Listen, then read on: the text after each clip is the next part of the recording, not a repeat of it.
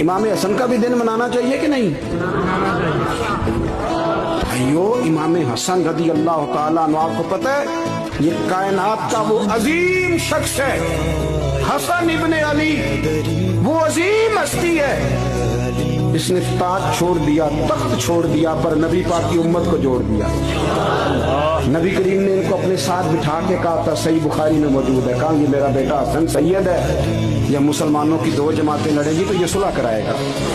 हजरत इमाम हसन ने तख्त छोड़ा, ताज छोड़ा, लेकिन मुसलमानों को आपस में इतनी बड़ी कुर्बानी, इतनी बड़ी कुर्बानी।